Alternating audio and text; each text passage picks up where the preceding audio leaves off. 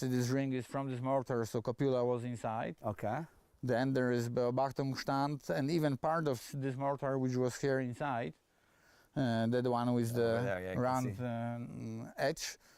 Now, was there only just one kind of armor that was standard armor, or did they have a lot of different? No, they had a lot of different armors. Standard were only rotating turrets in case of Przemyśl, because there were 3 types of them. 15 centimeters mortar, 15 centimeters howitzer, and 8 centimeters rapid fire gun. And then rotating Beobachtungsstand, so observation copula.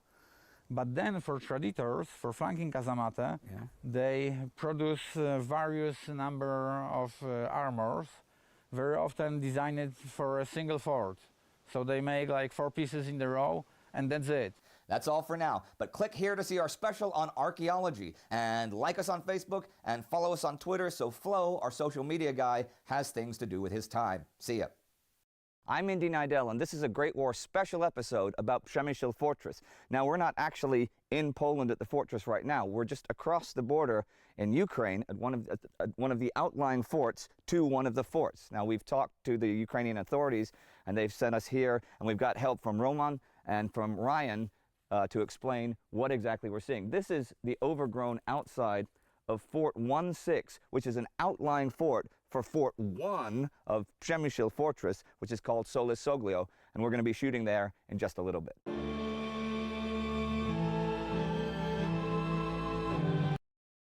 This war was the war that was to be over by Christmas 1914. Well, here it is, Christmas 1916, and no end in sight. And those nations that went to war 2.5 years ago did not plan for such a long war. And you know what happens when you have a long war and you didn't plan for it? You starve.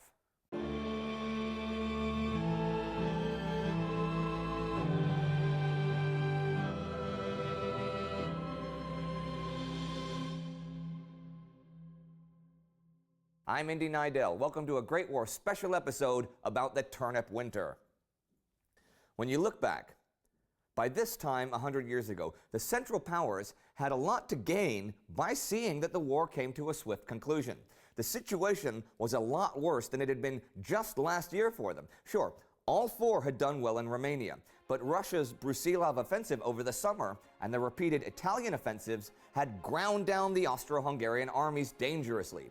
Germany was exhausted from the Somme and Verdun, and if you look at those 2 Central Powers, you can see that they were beginning to fall apart from within. Their children were starving. By now, the war was, of course, affecting civilian populations everywhere. But the British naval blockade had taken suffering in Central Europe to new levels. The French civilians, on the other hand, sacrificed less materially than any of their enemies or allies. Their government never imposed real controls on food production and distribution because it never had to. In fact, consumption there increased during the war. The Atlantic and Mediterranean ports were easily accessible, and the government gave priority to food imports as a means of limiting popular discontent. There was a shortage of coal there, sure, since the Germans occupied the main coal-producing region, but even this was eventually sorted out. Inducting 1/4 of France's agricultural workers into the army and requisitioning tens of thousands of their horses had also caused problems, but they too were at least manageable. By this winter, there was still as much butter in France as there was at the beginning of the war, and its price was still the same. By contrast, butter in Germany and Austria was pretty much unobtainable at any price, and only expecting mothers and small children got even a tiny ration of milk. Britain had it pretty bad, but it wasn't desperate. They had a good centralized administration that was able to impose controls on the whole system by which the nation was fed. There had been food shortages in 1916, bad harvest, U-boats, but rationing and increased agricultural production eventually spared them the worst. You could still see the effects of the decline in nutrition there, though. Infant mortality was way up, and tuberculosis deaths rose by 25%. Russia produced more than enough food for its people throughout the war, but in terms of food management, it absolutely failed. Russia had a huge problem getting food to the cities, which were by now crowded with millions of refugees. A big chunk of the railway system was given over to the military, and the rest was in disarray. food prices in cities increased much faster than wages did. G.J. Meyer says this in A World Undone. The infant mortality rate doubled in Petrograd from 1914 to 1917. And by 1917, women working 10-hour days in factories were also spending 40 hours weekly standing in line to get fuel and food for their children. Riots and strikes began to break out. Even in 1916, troops sent to suppress disturbances refused to do so. By early 1917, the capital had only a few days' supply of grain in reserve and was a tinderbox ready to ignite. But in Germany and Austria, it wasn't just urban centers that were in trouble. There were some problems with bad management, but by this time, there was an absence everywhere of the basic necessities of life because neither empire had done anything to prepare for a long war. They were both basically under a state of siege, right? And had been for 2 years. And they had already started having food shortages near the beginning of the war. In October 1914, 10,000 horses were slaughtered for food in Vienna. In spring 1915, when German farmers refused to stop feeding potatoes and grain to their pigs, Berlin ordered the butchering of all of them. 9 million animals died in the Schweinemord, and you can guess the consequences. Pork prices collapsed briefly and then skyrocketed permanently, and there was no longer enough breeding stock to replenish the supply. The naval blockade was made worse by interior problems as well. Those empires had cut and paste political structures that made central control pretty impossible. Bavaria would not export to other parts of Germany. Hungary would sell its produce to Germany instead of other parts of its own empire. Pre-war Germany imported 6 million tons of grain a year, but also 1 million seasonal farm workers and millions of tons of fertilizer. Now, unable to get that, grain production was cut in half by 1917. Of course, the needs of the army came first, but those numbers were mind-boggling. 60 million pounds of bread and 130 million pounds of potatoes each and every week. Yep, that's what, nearly 60 million kilos of potatoes per week. Staggering. Heavy rains, an early frost, and labor shortages made the 1916 harvest a failure, and by the winter of 1916, true famine had hit. As meat and dairy became unobtainable, potatoes were relied on more and more, but the potato crop fell by more than half this year in Germany and Austria. But they were out of everything. Shoes were being made of paper and wood, coffee from tree bark. The German diet now was of black war bread that contained little grain, fatless sausage, and 3 pounds of potatoes and 1 egg per week. Germany relied more and more on the king of least popular vegetables, the turnip. And this winter, the coldest of the war, became known ever after as the turnip winter. Turnips were usually used to feed livestock, and they didn't have the nutrition of potatoes, so malnutrition became endemic. And of course, crime rose to unprecedented levels as desperate people tried to survive. Berlin reported that 80,000 German children had starved to death in 1916. In Austria, you were only allowed to heat one room of your house. Even in agriculturally rich Hungary, people were eating dogs and horses. Schools were closed since they couldn't be heated. One of the most terrible of our sufferings was having to sit in the dark. It became dark at 4 in the winter. It was not light until 8. Even the children could not sleep all that time. And when they had gone to bed, we were left shivering with the cold that comes from semi-starvation and which no additional clothing seems to alleviate, to sit thinking. The fall of Romania was expected to provide much-needed grain, but it only raised German and Austrian grain stocks by 6%. City dwellers went to the country to swap jewelry and wool clothes for whatever food they could get. Tens of thousands of women in Vienna turned to prostitution for survival. Mobs of women looted stores. There were strikes by workers who were working overtime, but still not earning enough to feed their families. This was desperation. And it was the background to one of the most fateful decisions of the war. The decision to reintroduce unrestricted submarine warfare, where every ship is a target. German Chief of Staff Paul von Hindenburg and his number 2 Erich Ludendorff were convinced that stalemate would continue on the Western Front, and the only way to win the war before Germany starved to death was to try to starve Britain out of the war by sinking millions of tons of shipping bound for Britain with food and supplies. German Naval Chief of Staff Henning von Holzendorf believed this could be accomplished in 6 months. We'll talk about this in more detail when it happens. But it's the truth. The war would become even more and more inhumane in 1917, and thousands of civilians and sailors would drown for the Central Powers' hope of mere survival. Modern war is total war, and it is indeed hell. I know that the past 2 Christmases we had specials that were more upbeat or even lighthearted, but not this year. This year, if you're celebrating, take a few moments to think of the millions of starving and freezing people 100 years ago throughout Europe, and hope that it is possible for us to never allow that to happen again. If you want to know more about the staggering numbers of food and supplies the armies needed to survive, you can click here to check out our special World War I in numbers. Don't forget to subscribe. See you next time. Merry Christmas. What the soldiers of the warring nations wore on their bodies varied widely. So we're doing a series of specials on the uniforms of those nations. And today I'll be looking at the Ottoman Empire.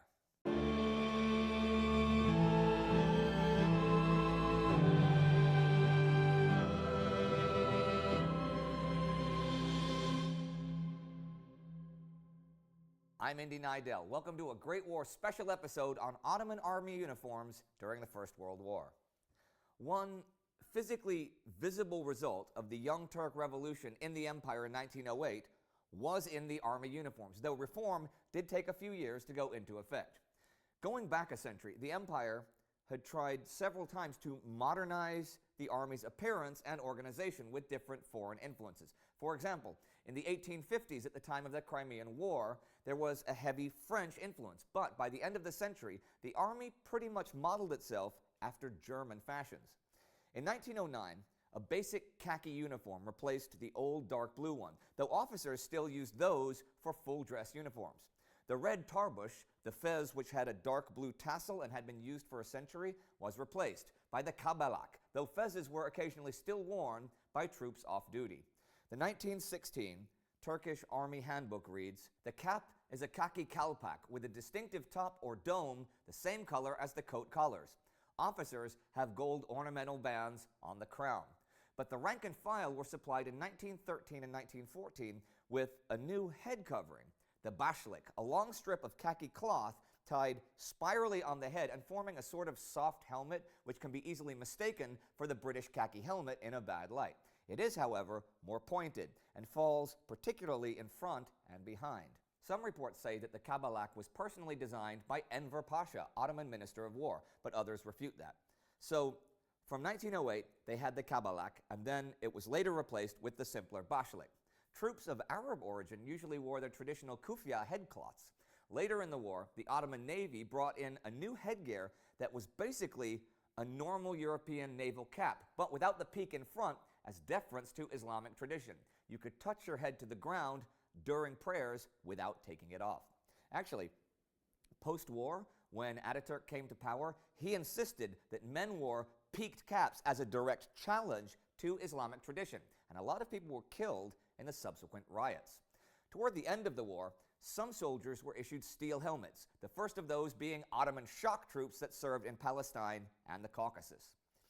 We've seen in other armies how the quality of the uniforms can vary quite a bit, but it varied more among the Ottoman soldiers than elsewhere.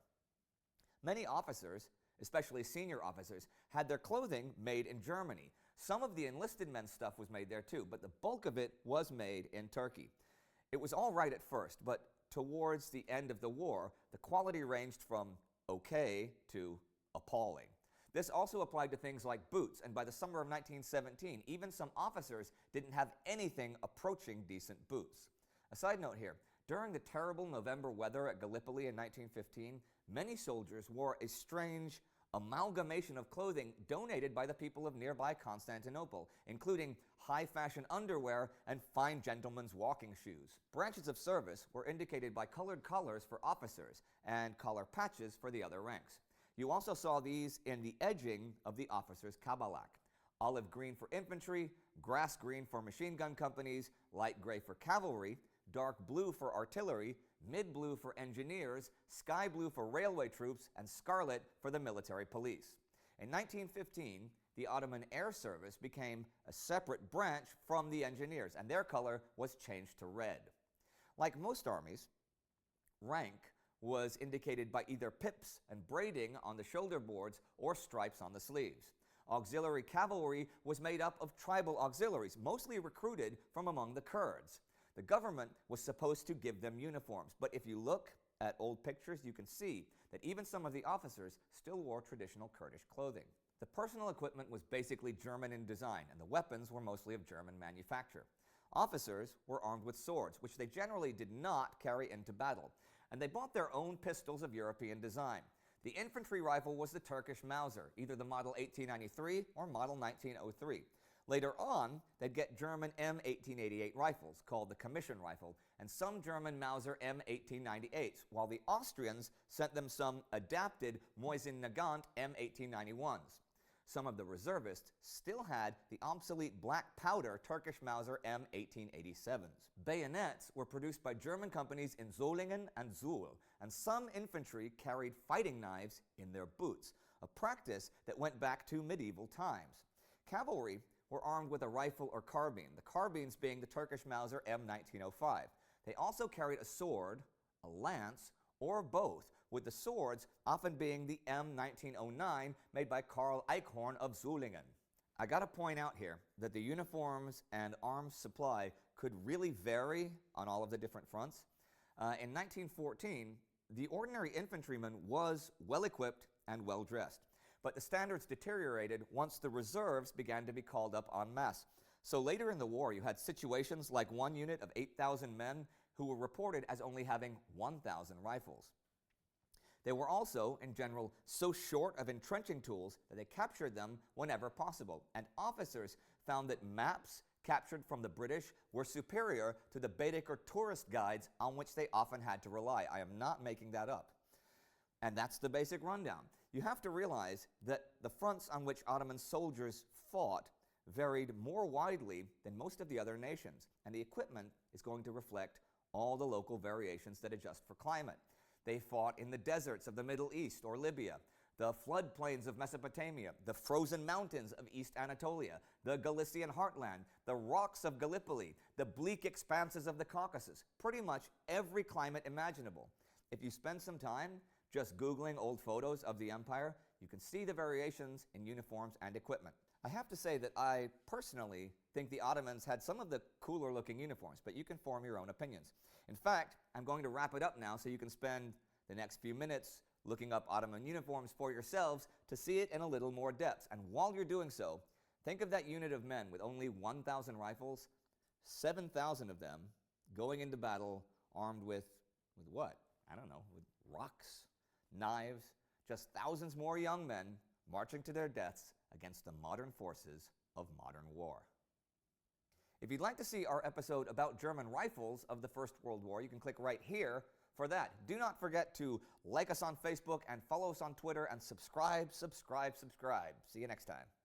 The nation that initially declared this war was the Austro-Hungarian Empire, who declared war on Serbia. The rest of the world was soon involved. Today, I'm going to look at the Habsburg Empire, but mostly just one part of it. Today, I'm going to talk about Hungary.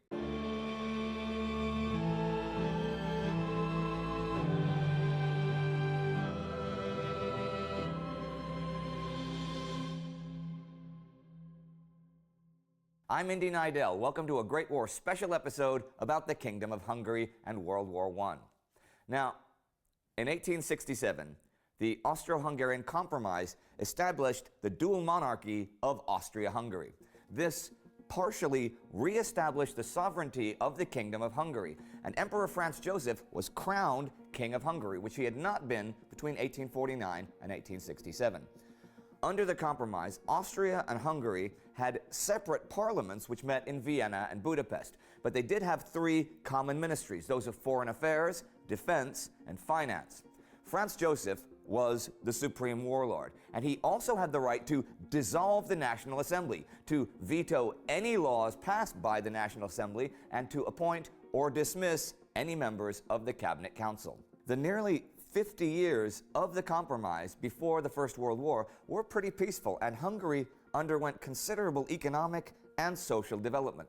Also, from 1849, when 200,000 Russian troops had helped the Austrians defeat the Hungarians in the Hungarian Revolution and War for Independence, until December 1914, when the Russians invaded the Uszok Pass, no foreign army invaded Hungarian territory.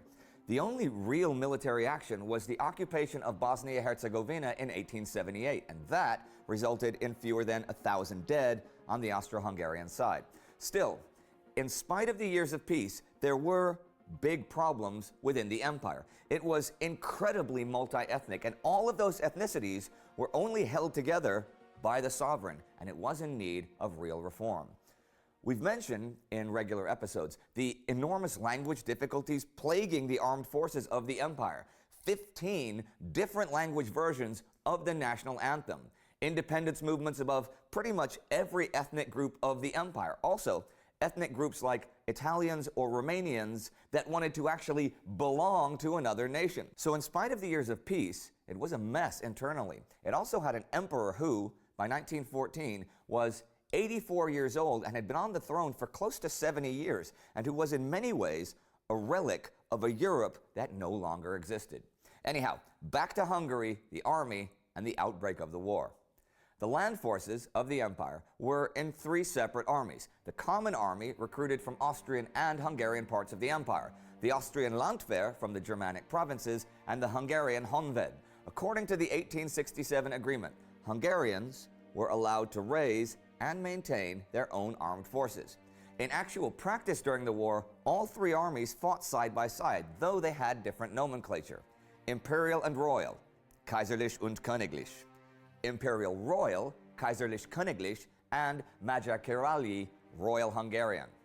At mobilization, the Honved infantry was made up of 32 regiments, known by their garrison headquarters names. For example, there was the Miskolci Royal Hungarian 10th Infantry Regiment.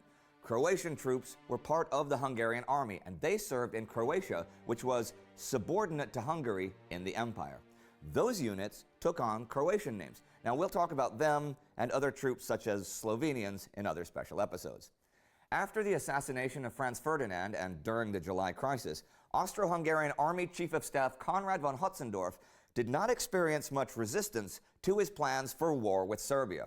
Pretty much, the lone voice of opposition was Hungarian Prime Minister István Tisza. Already on July 1st, just days after the assassination, he wrote a memorandum to Franz Joseph stating that a hasty, aggressive move on Serbia would be a fatal error.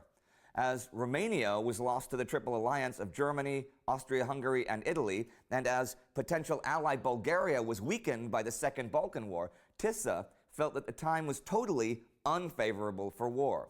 Once Germany expressed its support for Franz Joseph, and once the cabinet passed a resolution that in the event of a war, Austria-Hungary would not annex Serbian territory, Tisza conceded. And then the war began, and Hungarian soldiers were immediately involved. Of course, they were involved in the disastrous invasion attempts of Serbia, which led in just a few months to hundreds of thousands of Austro-Hungarian casualties. However, there was Austro-Hungarian military participation early on over on the Western Front. Yep, 4 Austro-Hungarian heavy artillery batteries were loaned to the Germans for the invasion of Belgium and helped take Liège, Namur, and Antwerp. They were even used during the First Battle of Ypres, but were sent to the Eastern Front to fight Russia in early 1915. In December 1914 came the Battle of Limanovo, which was one of the greatest military victories in Hungarian history. On December 11th, 3 Hungarian Hussar regiments were given the task of strengthening the Jablonitsa Hill defenses and relieving their comrades. At 5 a.m., the 9th Hussars under Colonel Ottmar Moore dismounted and made for the hill, but it had fallen to the Russians during the night, and a vicious melee ensued. The Hussars were cavalry, and their equipment wasn't really suitable for infantry combat, but fighting with whatever they could use, including their bare hands, they gained the upper hand. Colonel Moore was mortally wounded, but by 6 a.m., the Hussars had control of the hill. That was not the end of the fighting. 4 Russian regiments tried to retake the hill a total of 15 times unsuccessfully. The Russian steamroller had been stopped. The Hungarians took casualties of around 12,000, the Russians around 30,000. Hungarian troops were also present at Przemysl Fortress during the long months it was under siege by the Russians. In fact, the 20th Szegedi Honved Division was down to only 2,662 survivors from 8,500 by the time they surrendered to the Russians. For their service, there is a monument at Margit Bridge in Budapest. The greatest number of Hungarian troops took part on the Italian front, and that's where the greatest number fell. I'll talk about notable Hungarian service there in regular episodes when we cover the major battles there in future, so I won't do that here. I'll also talk about the notable success of the 39th Honved Division that used newly developed shock tactics on the Romanian front, but we haven't gotten to that yet either. 3 Austro-Hungarian divisions and a Hungarian one were also deployed on the Western Front in 1918 to beef up the German defenses there. I'm going to talk briefly about the immediate post-war situation of Hungary. It's very complicated. In mid-October 1918, the Hungarian government, with the emperor's consent, terminated the 1867 Compromise. This happened the same day that Tisza was murdered. Many people felt that he had been responsible for the war, which is kind of ironic since he had been the voice of opposition back in 1914. On October 31st, Count Mihaly Károly became the new Hungarian prime minister and demanded the immediate cessation of hostilities. The Hungarian Democratic Republic was proclaimed November 16th with Károly as president, universal suffrage, and freedoms of the press and assembly. Things got messy after that. There was the Hungarian-Romanian War for starters, which involved Bolsheviks, Hungarians attacking Czechoslovakia, and Romanian troops marching through Budapest. We will cover that in depth when we get there. It is totally not possible to do it here, but you have something to look forward to. The Treaty of Trianon, which came directly afterward, and which is a very divisive issue even today, was dictated by the Entente in 1920, and Hungary had no choice but to agree.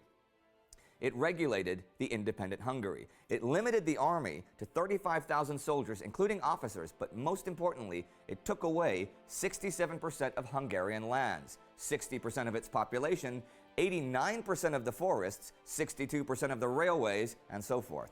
British Prime Minister Lloyd George had this to say: "What I have said about the Germans is equally true about the Hungarians. There will never be peace in southeastern Europe if every little state now coming into being is to have a large Hungarian irredenta within its borders. I would therefore take as a guiding principle of the peace that as far as humanly possible, the different races should be allocated to their motherland, and that this human criterion should have precedence over consideration of strategy, economics, or communications, which can usually be adjusted by other means." I'm going to leave it here because anything that came beyond that isn't really this channel's business. Today was just a brief look at Hungary and Hungarian participation during the war, where hundreds of thousands of Hungarian young men died in the war that Count István Tisza warned against. Thank you, Tamás Kloska, for doing the research for this episode. If you want to help us out with research for your country's special episode, you can get hold of Flo, our social media guy. Do not forget to subscribe and like us on Facebook and follow us on Twitter, and all your dreams will come true. See you next time. 100 years ago, on February 1st, 1917, Germany reintroduced unrestricted submarine warfare, where any ship within the maritime war zones from any nation could and would be sunk without warning. This caused a crisis in Britain and France, for how does one defend against a plague of U-boats? That's what we'll talk about today.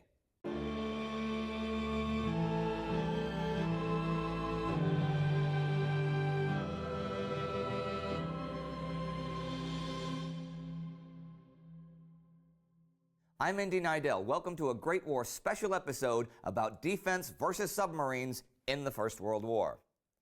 When the war broke out, the military capabilities of submarines were unknown. The British believed they would only be effective for coastal defense, but the Germans would, literally, blow this theory out of the water on September 22nd, 1914, when a single German sub sank 3 British cruisers. The Allies realized they had some serious rethinking to do to combat this new threat. The initial measures taken met with mixed success, and a merchant captain's choices when encountering a German sub were either to run or to try and ram it. This brought about the Q-ship program. The Q stood for Queenstown, Ireland, their home port.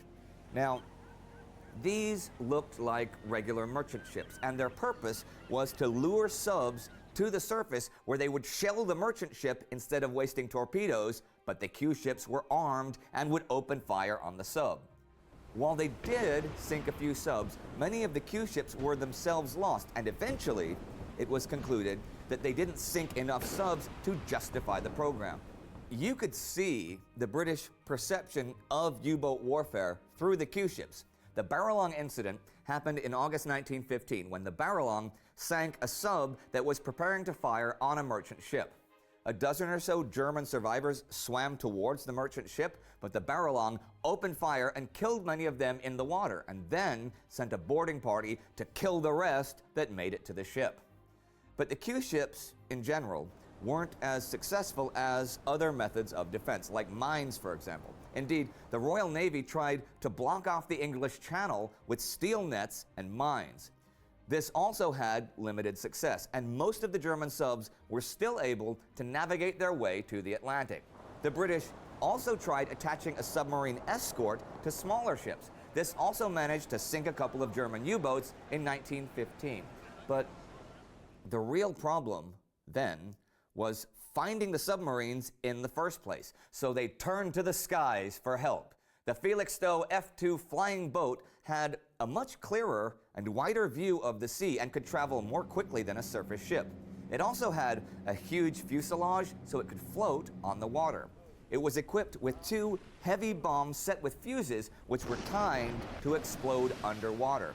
Now, these bombs weren't large enough to destroy a sub, but the idea was that they could damage it enough to cause it to surface, and then the seaplane could send coordinates to a destroyer to take care of it.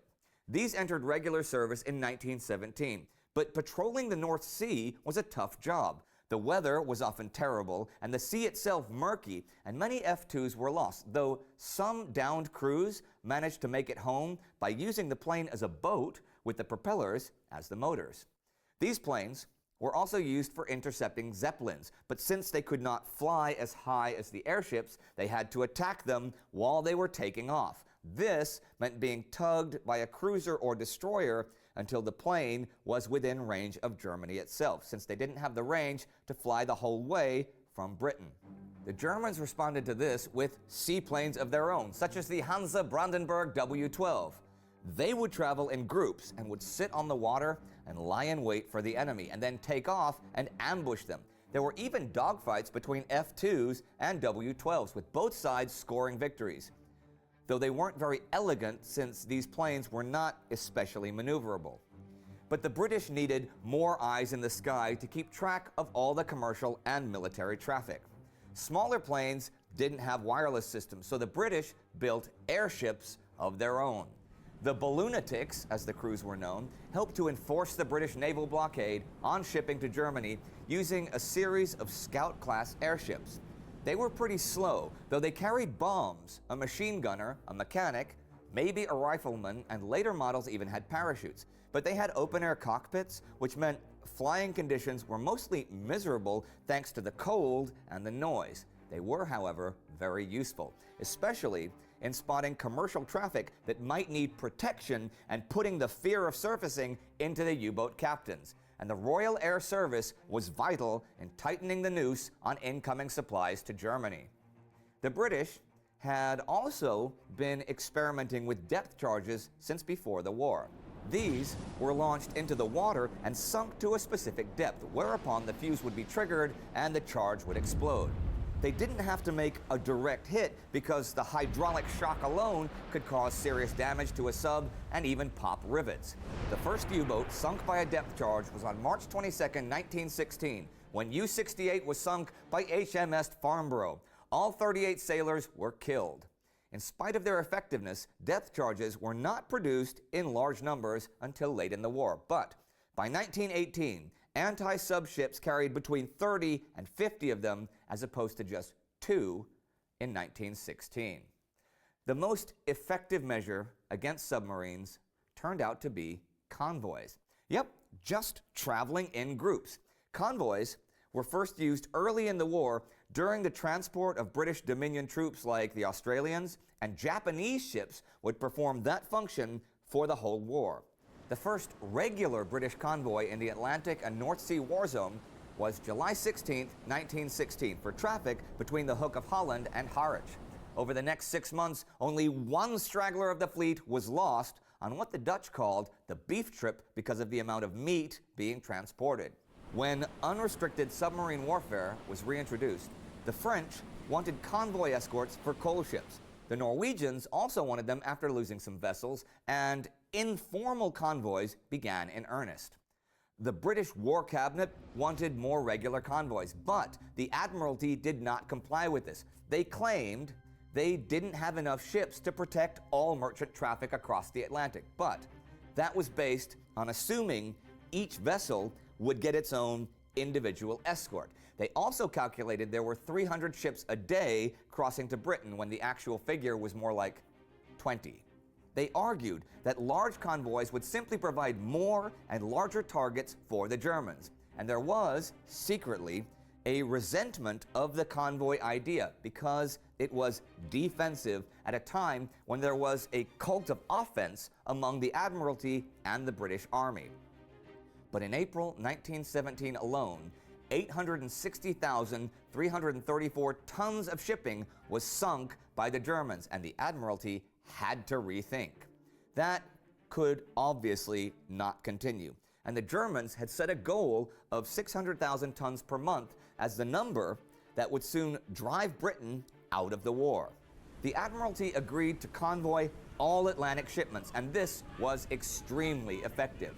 By the time a U-boat launched its first torpedo, the whole convoy knew where it was and could counterattack in force. By October, the number of ships in a convoy had risen to around 36. Naval losses plummeted to a tiny fraction of what they had been a few months earlier. The Germans could not handle this and began to intensify their efforts on shipping in the Mediterranean. But they would never again reach their target of 600,000 tons of shipping sunk in a month. This also meant that they would, by their own calculations, never be able to starve Britain out of the war. And there was a serious downside to targeting all ships, including neutral merchant shipping. That meant that neutral nations, such as the United States, with its vast resources and population, would no longer be neutral nations, but would instead become enemies. I'd like to thank Roy Kirkby and John Clarkson for their research on this episode. If you'd like to know more about the development of the submarine prior to the war, you can click right here for our special about that. And like us on Facebook and follow us on Instagram for more pictures of flying boats and airships and all kinds of other cool stuff. See you next time. It was one of the most unusual moves of this unusual war, and in some ways you could call it the boldest. It happened in early 1917 when the Germans on the Western Front turned their backs on the ground they had soaked with their blood for over 2 years and established a new line of defense, the Hindenburg Line.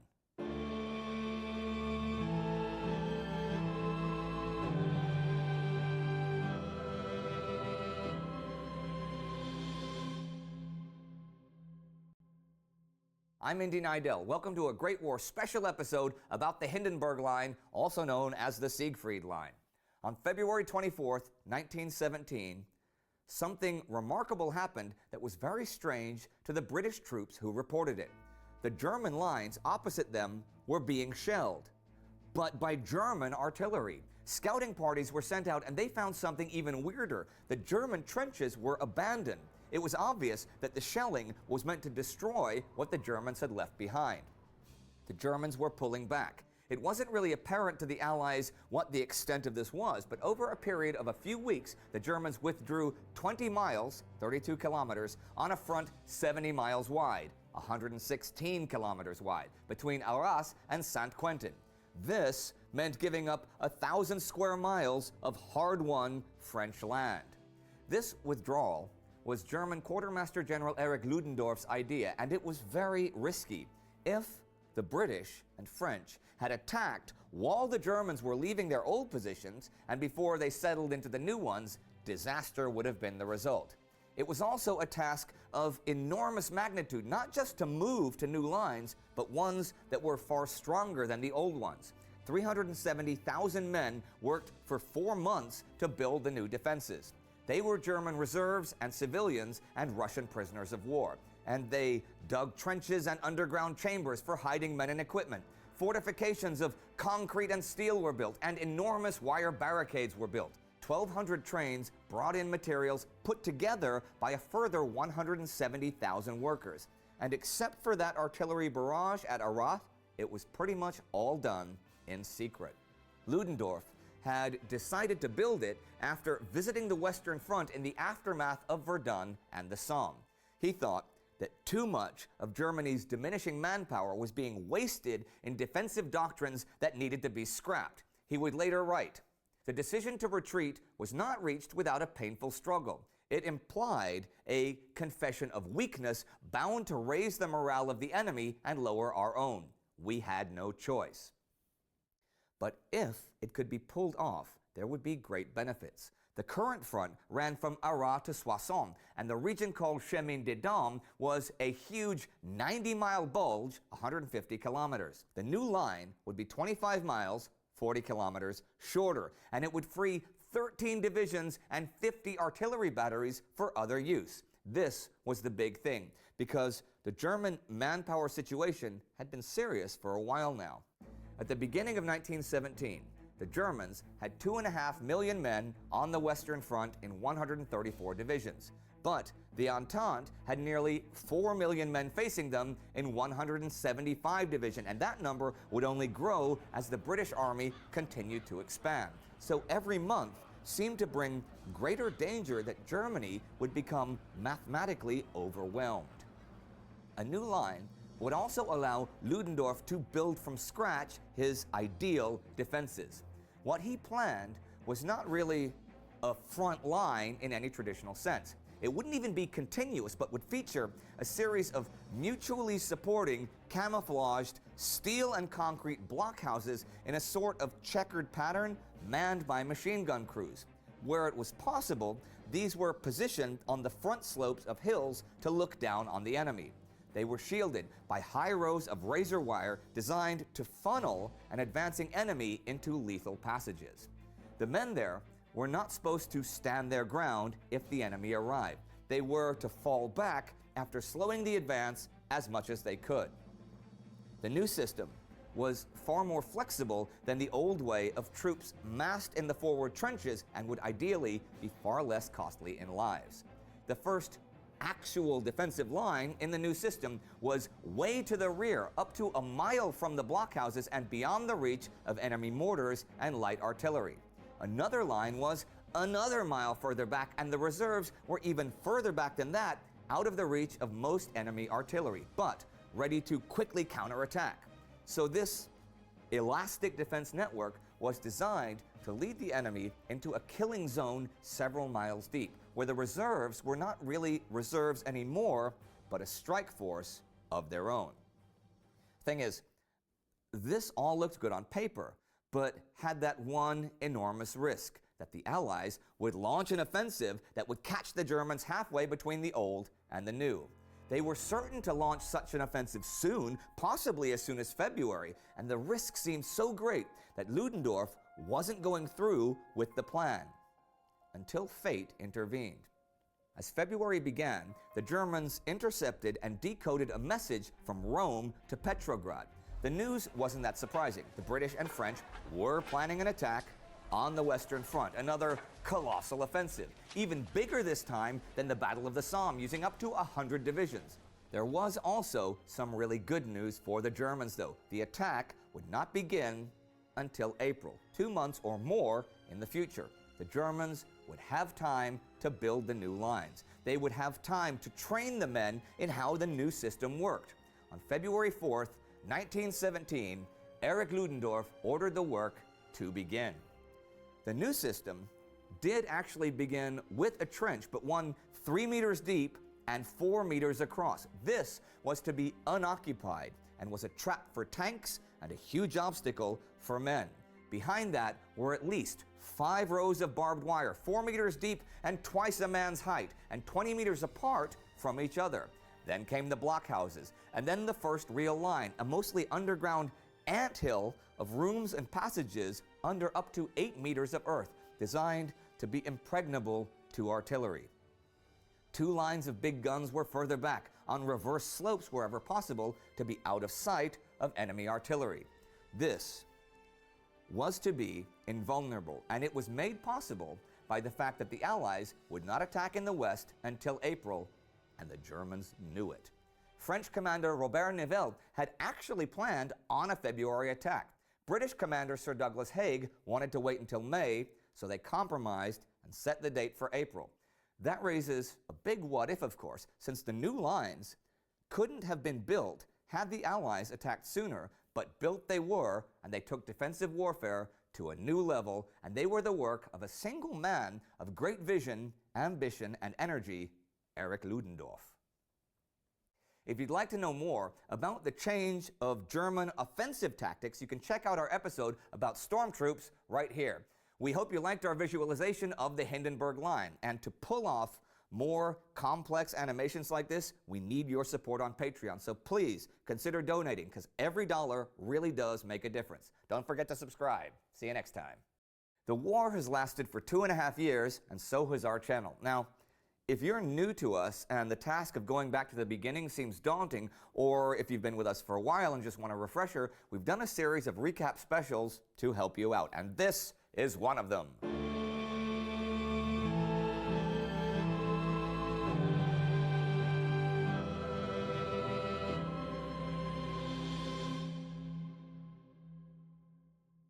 I'm Indy Neidell. Welcome to a Great War recap special covering the months of November and December 1916 and January 1917.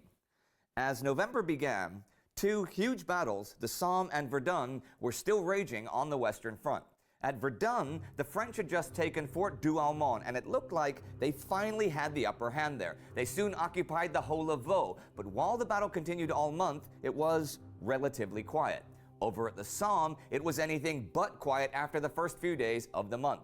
The British attacked repeatedly, especially after Commander Sir Douglas Haig decided a small victory would make him look good at the Allied leaders' mid-month meeting at Chantilly. And while they did see some successes, the battle finally came to an end on the 18th. It had seen over 1 million total casualties in under 5 months, and the Allies had not even taken their first day's objectives.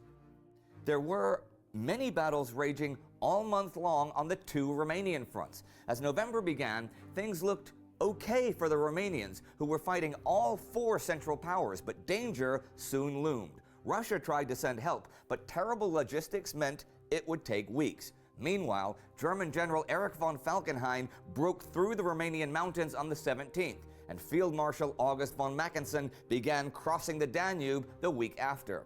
Romania, with its huge reserves of grain and oil, was in trouble, and the month ended with 3 columns of men converging on Bucharest, the capital.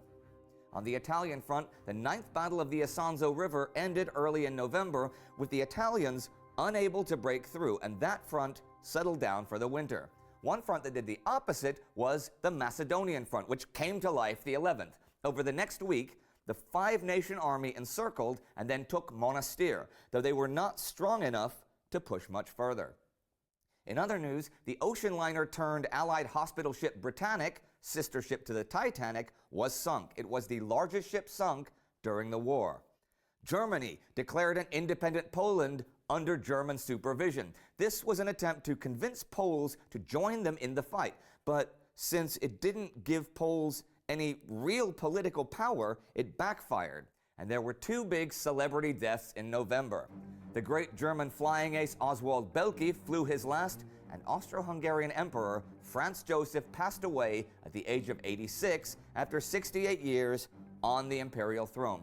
This was a huge crisis for his empire, for in many ways he had been the glue that had held it together.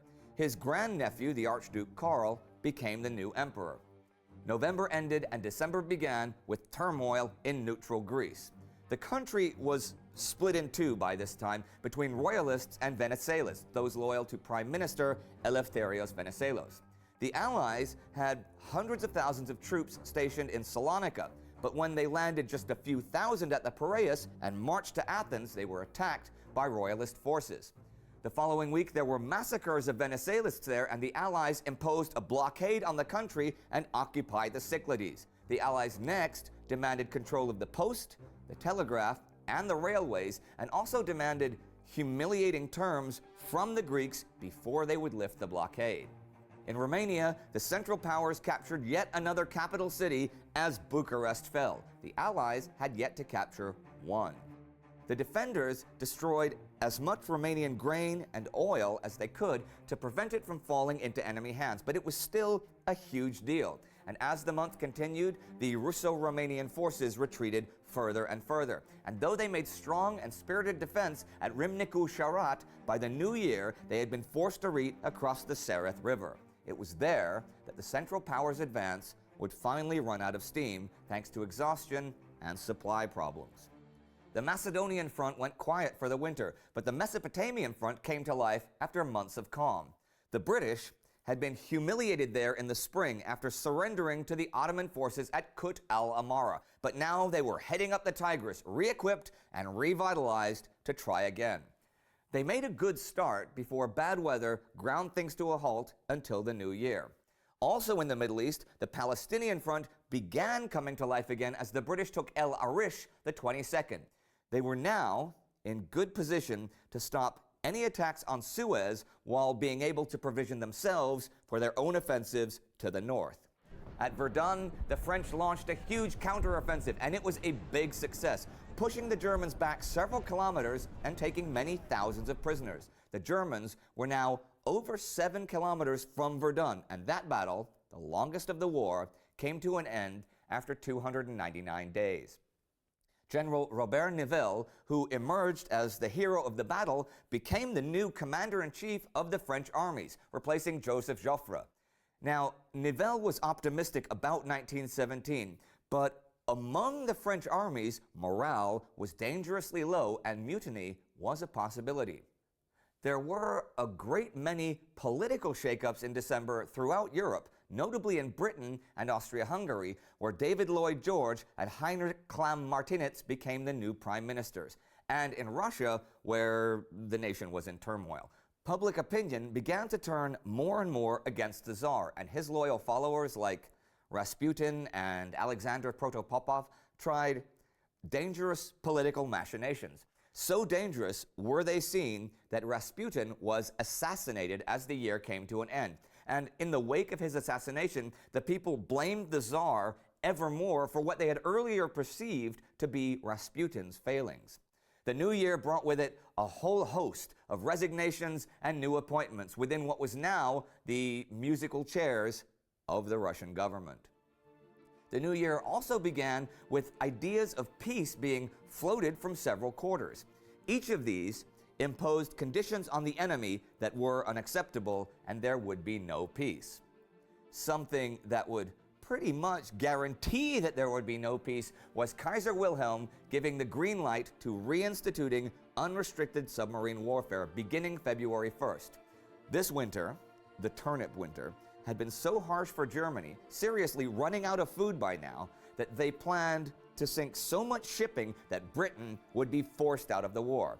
The downside was that neutral nations like Denmark or the United States might join the war, but they planned to win before that became a problem. This was the harshest winter of the war all over, and it prevented all major actions on all European fronts in January, though there was minor action every day, everywhere. However, fighting was picking up in the Middle East. The British secured the entire Sinai Peninsula. They continued advancing up the Tigris, and by the month's end had cleared the right bank below Kut. And down in German East Africa, the Allies were also advancing and took Likuju. Although January wasn't a huge month of combat, perhaps the quietest of the whole war to date, it was a month of planning. Woodrow Wilson was still planning peace. Robert Nivelle was planning Allied spring offensives. The Greeks were planning guerrilla war in the Balkans, and the German foreign minister telegraphed a plan to Mexico, whereby Mexico would attack the United States with German financial support. Wheels within wheels. And this is where we stand after 2.5 years of war and millions of dead soldiers from all over the world.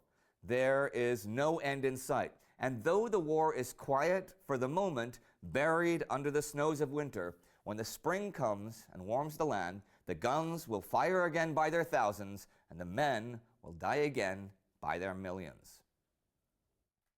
If you want to refresh your memory about the previous years of the war, check out our recap playlist, because we do these kind of episodes every 3 months. Do not forget to subscribe. See you next time. I'm Indy Nidell. And I'm Flo. And we are drinking coffee right now on a fine morning in France, and it's Friday, February 3rd, and we have been here since Sunday, have we not? Yeah, we have. It's been the Great War on the road. We've been in and around the Verdun and Romagna and Meuse-Argonne area, shooting all kinds of special episodes for you guys at home. And boy, didn't we have fun? We sure did. Actually, we're still having fun. And we thought we'd just go over roughly a little recap of what we did. Now, I started Sunday morning in Stockholm and flew down to Frankfurt, so you can talk about you guys leaving. We started. For this episode, viewer discretion is advised. It's something we take for granted today. The First World War. For this episode, viewer discretion is advised. It's something we take for granted today. Reconstructive surgery. People rebuild, augment, or reduce parts of their bodies by the millions. 100 years ago, though, it was in its infancy. And indeed, it was the First World War that saw the rapid development of modern plastic surgery.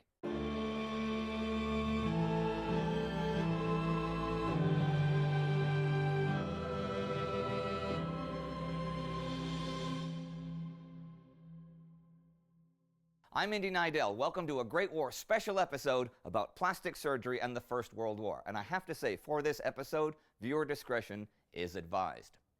During the war, weaponry and military technology were leaps and bounds ahead of surgical technology. This was particularly the case with regard to the faces of soldiers and sailors that had been damaged by bullets or shrapnel. If you think about it, trenches protected bodies better than they did heads. A soldier who peered out over no man's land could well get a facial injury from an enemy sniper, though exploding shells and shrapnel were the chief causes of facial damage. A surgeon from New Zealand named Dr. Harold Gillies, eventually Sir Harold Gillies, studied medicine at Cambridge and was shocked by the facial injuries he saw in the British Army Medical Corps. He took the initiative in plastic surgery and eventually set up a specialist hospital in London. Although there were plastic surgery techniques that date back 2,000 years, modern plastic surgery developed and advanced quite rapidly during the war, as Gillies and his team of surgeons performed some 100,000 operations on around 5,000 men. Multiple surgeries were required back then, in the days before antibiotics, when skin grafts and open wounds had a high rate of infection.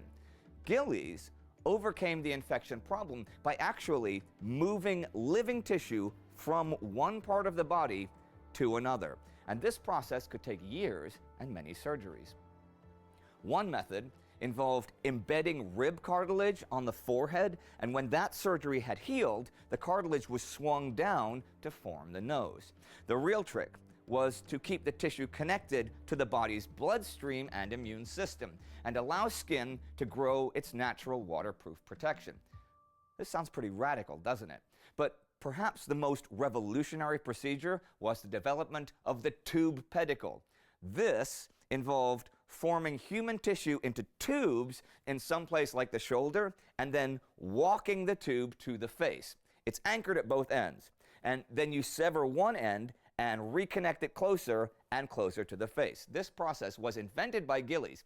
It actually looked like the handle on a piece of luggage, and the process of moving it was called waltzing the tube pedicle. Gillies and his team set up their plastic surgery hospital in Sidcup, southeast of London, and Gillies got a war permit to travel around France to study things there like cosmetic rhinoplasty. In the public areas near the Sidcup Hospital, blue benches were set up where the wounded men could sit without the public having to look at them, which protected the patients from the horrified stares. And mirrors were not provided for patients because many of them would collapse in shock at the sight of their own faces. European surgeons from before the war had a strong influence on Gillies and plastic surgery, as he acknowledged, though he was the first to practice reconstructive techniques in Britain. There were plastic facilities on the continent during the war, of course, in places like the Center for Maxillofacial Surgery in Lyon, Jacques Joseph's section for facial plastic surgery at Charité Hospital in Berlin, and the Dusseldorf Hospital for the facially injured. And August Lindemann was writing publications hoping to improve the facially injured soldiers' initial frontline care. Dr. Gillies and his team took loads of before and after photos, and you can find many such photos searching on the internet. What they document is that a soldier, literally with his face blown off, could years later have a normal-looking face. Again, plastic surgery was still in its infancy, so many soldiers did not get a normal-looking face in the end, nor survive the many surgeries. One success story was Lieutenant William Spreckley, whose face was damaged at Ypres. He spent over 3 years at the hospital, and you can see the process of repairing his face to a normal-looking face over the course of multiple surgeries. Eventually, people could not even tell his face had been reconstructed, and the older he got, the more natural his face looked. If, for some reason, a disfigured soldier did not get a good result, he was provided with a mask. These were usually made of copper or tin and were held on with straps or attached to eyeglasses. Sculptors and artists achieved notable success forming and painting the masks to approximate the color of facial skin. At 3rd London General Hospital in Wandsworth, Francis Derwent Wood made metal masks in what became known as the Tin Noses shop. Wood made custom-designed masks and prosthetic attachments using pre-war portraits of his patients. American sculptor Anna Coleman Ladd did pretty much the same thing for French and American soldiers at her studio for portrait masks in Paris. Of course, facial expressions were either partly or wholly obscured, though grateful letters were sent to the makers of the masks because they allowed some soldiers to re-enter normal life. And that was a big problem with disfiguring facial wounds, and many of those men had sad fates. They referred to themselves as broken gargoyles. Veterans who came home with a mask would quite likely send their own children running in fear and revulsion, and apparently hospitals for amputees were cheerful in comparison to the facial reconstruction hospital. Patients leaving the hospital could face serious difficulties in life. Many sought employment that allowed them to work out of sight of others. Marriages could break up. Single men with disfiguring injuries could be unable to find a mate. And social isolation and shame for these men often resulted. It is not without some truth to say that for those who had these wounds, perhaps the most horrible wounds of the war, it was a fate worse than death. A soldier lost his identity, his pride, perhaps his wife, attractiveness in general, the willingness to work, play, and socialize with other people. The face is the home to your feelings, personality, emotions, romantic attachment, age, ethnicity, identity, communication, and more. And when war takes away someone's identity, though they survived its battle horrors, you can really see its true cost. Alcoholism, isolation, depression, and suicide were the fates of many of these men. Today, plastic surgeons can quickly work miracles, and there is no question that those miracles began during the First World War, and many began with Dr. Harold Gillies. He is very much an unsung hero of the war, and at least there is the consolation that something good, something very important in our modern world, came out of this war with all its slaughter and misery. This episode was shot in Romagne, France at the Romagne 1418 Museum, which you should all visit. Thanks to John Dewar Gleisner for helping out with the research for this special episode.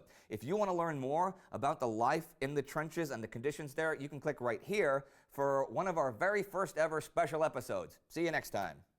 The First World War, for all of its horrors, was a time of enormous technological progress.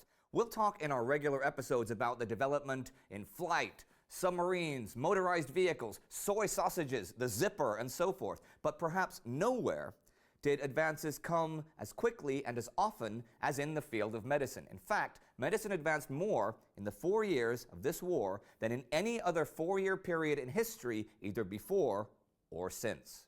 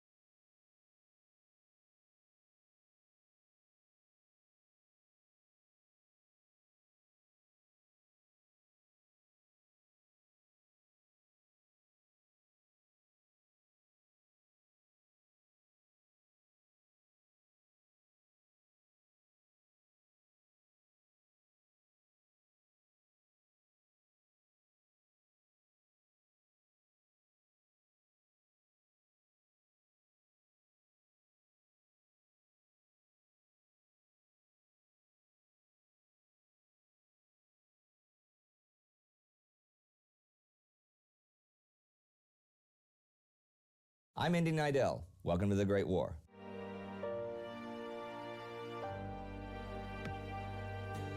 You guys have written us a lot of questions since we started doing this show about the war and about things that we might not have discussed in the episode. And today's little special is for me to answer some of your questions.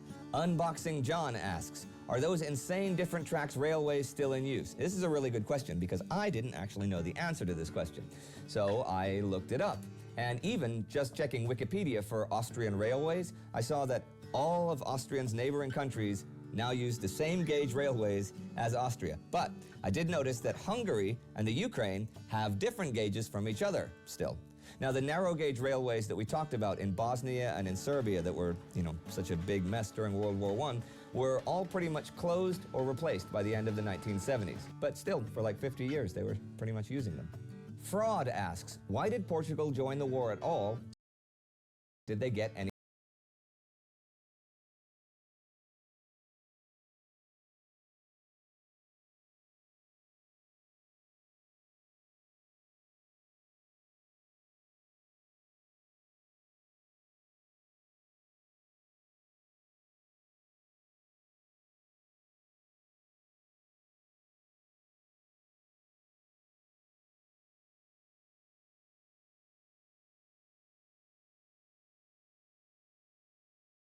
Hi everyone,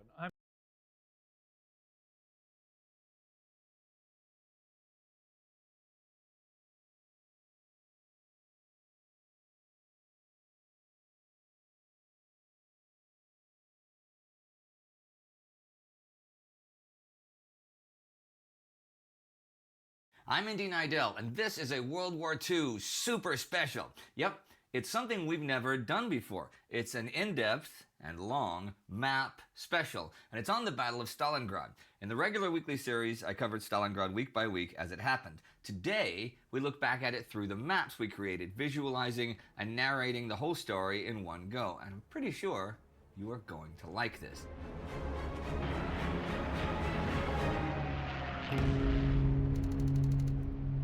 We made this masterpiece in collaboration with Call of War. It's a player versus player online strategy game and emulates the kind of decision making that takes place during a war.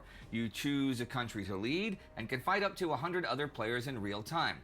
That's a pretty cool aspect because some games can take weeks to complete, which really gives you a sense of the long-term strategic decisions that Stavka or OKW had to make for a massive battle like Stalingrad. On top of that, you can also use tanks, planes, and submarines. You can build up an army for when you declare war on your neighbors or protect them with alliances. You can choose your own strategy and engage in epic battles. So check it out. You can play with the same account on PC or mobile. Click on the link in the description to get 13,000 gold and 1 month of premium subscription for free, and that's only available for 30 days, so be quick. Right. As regular viewers will know, the conquest of the Soviet oil fields in the Caucasus was one of the objectives of the German summer 1942 offensive in the Soviet Union. That offensive is Fall Blau, and it kicks off in late June, but that is not for today. I'm just setting the story, right? Just setting the scene. We begin the week ending August 14th, when the quest for oil is proving fruitless. The Axis enter Maykop and Krasnodar both on August 9th, only to find that the Soviets have thoroughly wrecked all of the oil installations. Army Group A is now extended over a huge area with supplies low and Soviet resistance increasing. Their strength is waning, and they have achieved none of their strategic objectives. Further to the northeast on the 9th, Stalingrad front is subordinated to the southeastern front, so Vasily Gordov becomes Andrei Yeremenko's deputy. The Axis are advancing to the city's external defense line. This is line O. Behind it are lines K and S, and then line G is within the actual city. Soviet Chief of Staff Alexander Vasilevsky and Yeremenko meet up the 12th. Yeremenko thinks that since the enemy is getting rid of the Soviet bridgeheads on the west bank of the Don and west of Kalach and has closed the Kalach pocket, he will soon launch a major attack against the Soviet 4th Tank Army to try and force a crossing of the Don itself. That Kalach pocket contains chunks of Anton Lopatin's 62nd Army, and German 6th Army Commander Friedrich Paulus claims over 35,000 prisoners and 270 tanks destroyed. However, as many as half of Lopatin's soldiers escaped east over the Don to fight another day, and eliminating the pocket will be yet another drain on 6th Army's time and resources. Hermann Hoth's 4th Panzer Army was stopped at the end of last week. Vasily Chuikov's operational group holding back his left wing. So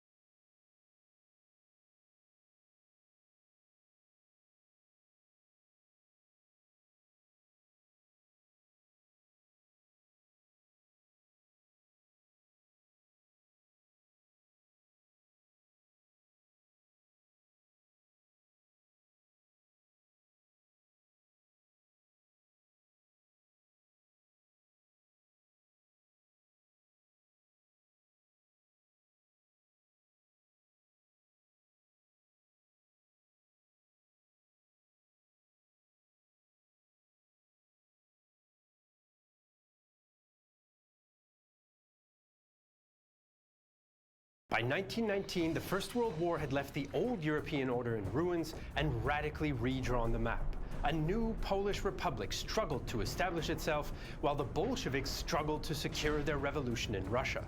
In the midst of the chaos, the two new states launched into a full-scale war that will ravage Eastern Europe again. It's the Polish-Soviet War. In 1918 and 1919, both the Second Polish Republic and Bolshevik Russia were fighting on many fronts.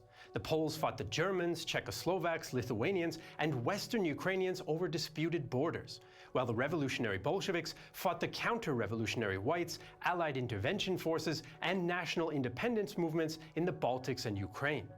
The border between Poland and Russia was still up in the air in spite of the efforts of the Allied peace delegations at the Paris Peace Conference, who supported Poland but disagreed on where its eastern border should be and how much military help they should provide.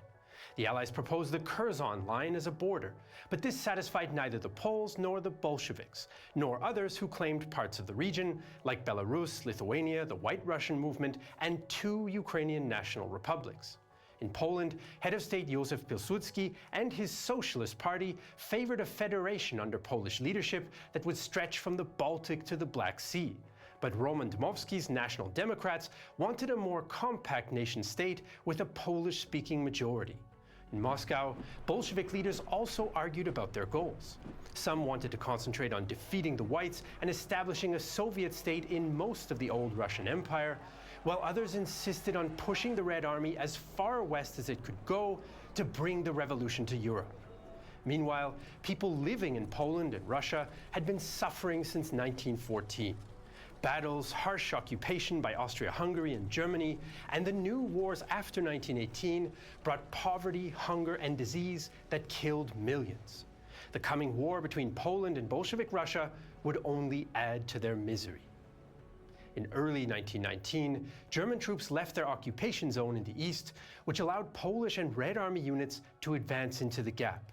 Neither side had a critical mass of troops for a conventional campaign, so they instead engaged in skirmishes, guerrilla fighting, and cavalry raids, and used paramilitary forces as well.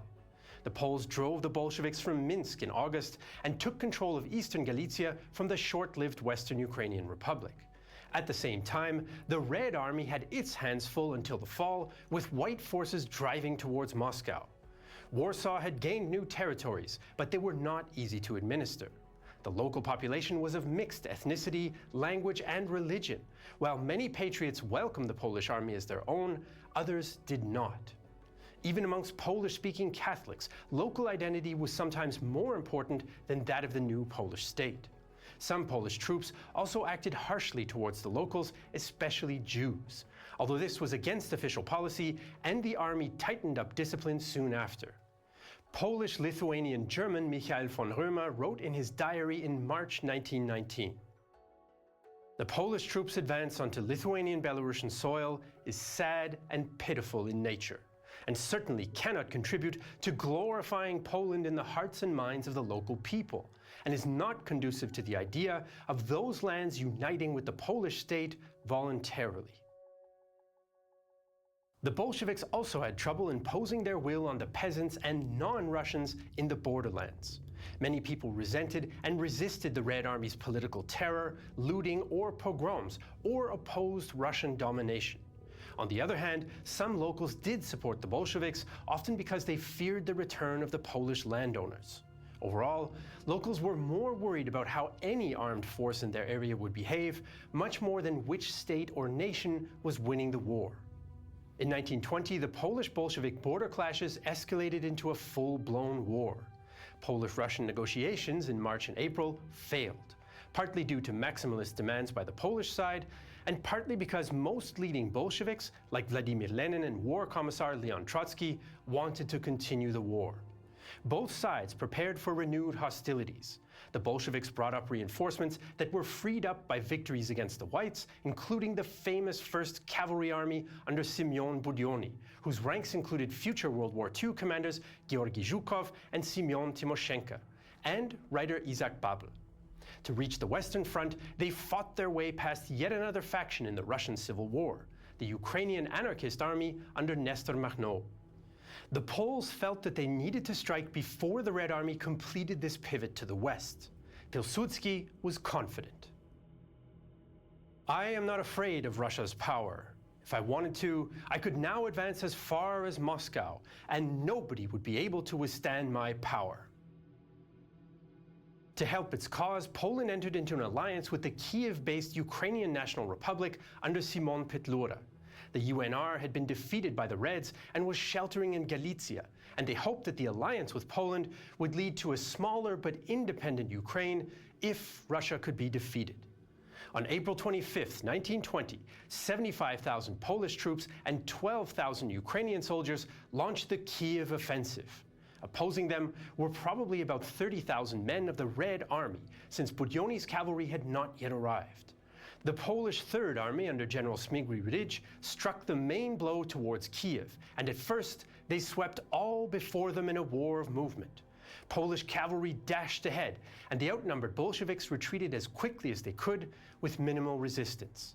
The main Polish force entered the city unopposed on May 7th, and the entire operation cost the Poles just 150 dead and 300 wounded, while the Red Army's losses are unknown, but probably much heavier. So the Poles had won a great victory and captured Kiev, but the Red Army was not destroyed. Poland was not strong enough to launch a full-scale invasion of Russia, and the Bolsheviks still had the means to strike back. With the Poles in control of eastern Galicia and much of central Ukraine, they had a chance for a strategic political victory, an independent Ukraine that would fight against Russia alongside them. Pilsudski made a friendly declaration on April 26th. I formally declare that the foreign invaders, against whom the Ukrainian people have risen sword in hand to defend their homes from rape, banditry, and looting, will be removed by the Polish force from the territories inhabited by the Ukrainian nation. The Polish forces will remain in Ukraine for such time as they may be necessary to enable a legitimate Ukrainian government to take control.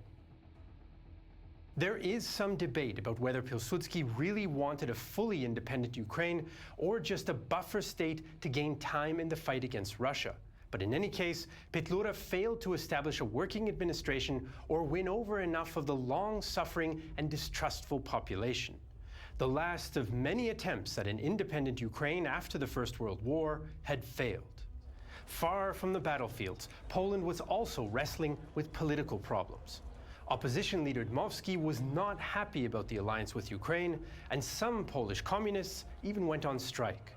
British Prime Minister David Lloyd George was especially critical. The Poles are inclined to be arrogant, and they will have to take care that they don't get their heads punched. The League of Nations in Geneva even accused Poland of a premeditated attack on Russia. For the Bolsheviks, the Kiev offensive was a political gift.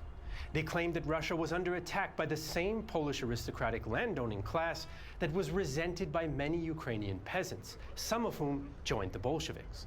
Even former Imperial Russian General Alexei Brusilov rallied to the Bolshevik side. Other Bolshevik thinkers like Mikhail Kalinin saw the war as a chance to spread the revolution to Europe. I believe the Polish lords, by marching on the Soviet Republic, are only digging their own graves. They will only succeed in founding yet another Soviet state through which we will gain close relations with the proletariat of the West. Although Trotsky was worried about the weak state of the Red Army, the Bolsheviks launched an offensive in Belarus on May 15th. Under the command of 27-year-old General Mikhail Tukhachevsky, himself partly of Polish origin, they drove the Poles back over 100 kilometers and relieved the pressure in Ukraine, before Polish counterattacks stabilized the northern front in June. In the south, Budyonny's 1st Cavalry finally arrived at the front on May 18th, but the Red offensive in Ukraine got off to a bad start. Budyonny lost 2 armored trains, and the Orenburg Cossacks switched over to the Polish side.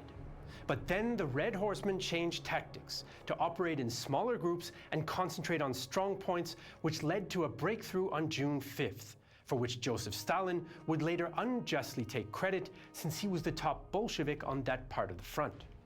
The Poles managed to avoid the complete destruction of their army, partly thanks to Budyonny's hesitations and partly due to their advantage in the air.